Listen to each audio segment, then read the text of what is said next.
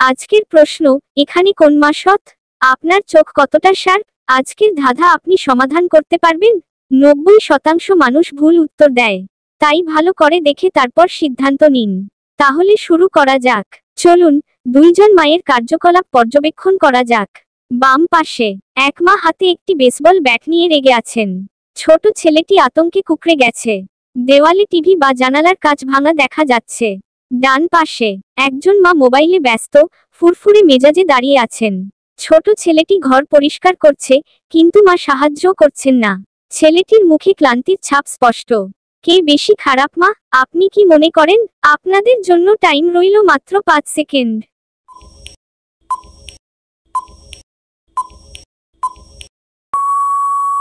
এবার উত্তর বের করার পালা। বেশিরভাগ মানুষ মনে করবে বাম পাশের মা বেশি খারাপ, কারণ তিনি ছেলেকে ভয় দেখাচ্ছেন।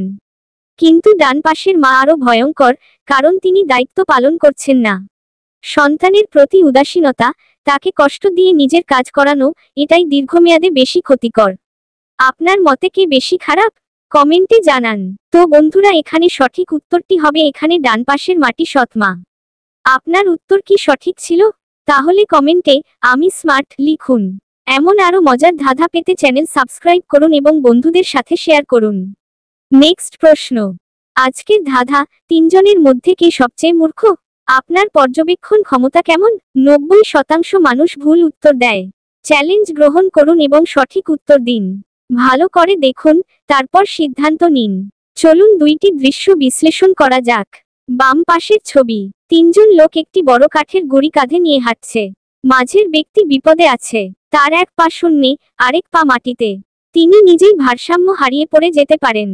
ডান পাশের ছবি, একই অবস্থা, কিন্তু এবার মাঝের ব্যক্তি মুখ খুলে সতর্ক করছেন।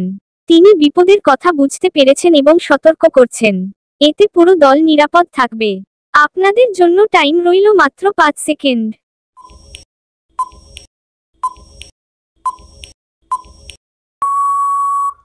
আপনি কি উত্তর বের করতে পেরেছেন? সঠিক উত্তর হলো বাম পাশের মাঝের ব্যক্তি। তিনি দেখছেন যে তিনি পড়ে যেতে পারেন, তবুও সতর্ক করছেন না। ডান পাশের মাঝের ব্যক্তি মূর্খ নন, কারণ তিনি সতর্ক করছেন। একজন বুদ্ধিমান ব্যক্তি শুধু নিজেকে নয়, অন্যদেরও বাঁচানোর চেষ্টা করেন। আপনার উত্তর কি সঠিক ছিল? তাহলে কমেন্টে আমি বুদ্ধিমান লিখুন। এমন আরো মজার ধাঁধা পেতে চ্যানেল সাবস্ক্রাইব করুন এবং বন্ধুদের সাথে শেয়ার করুন। নেক্সট প্রশ্ন। আপনার পর্যবেক্ষণ ক্ষমতা কতটা ভালো? আজকের চ্যালেঞ্জ, কে খুনি? 90% মানুষ প্রথমে ভুল উত্তর দেয়। আপনি কি পারবেন সঠিক উত্তর দিতে? ভালো করে দেখুন এবং উত্তর দিন কমেন্টে। চলুন বিশ্লেষণ করি। মৃতদেহ, একজন লোক পানিতে ভাসছে, চারপাশে রক্ত ছড়িয়ে আছে। তার শরীরে আঘাতের চিহ্ন দেখা যাচ্ছে। তিনজন মহিলা, বাম পাশে থাকা মেয়ে, হাতে লাইফ বয়া, সে কি আসলেই ভয় পেয়েছে নাকি অভিনয় করছে?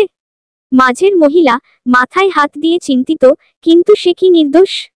ডান পাশে থাকা মহিলা, হাতে একটি ধারালো সিরিঞ্জ। তাহলে আসল খুনিকে? আপনাদের জন্য টাইম রইল মাত্র 5 সেকেন্ড।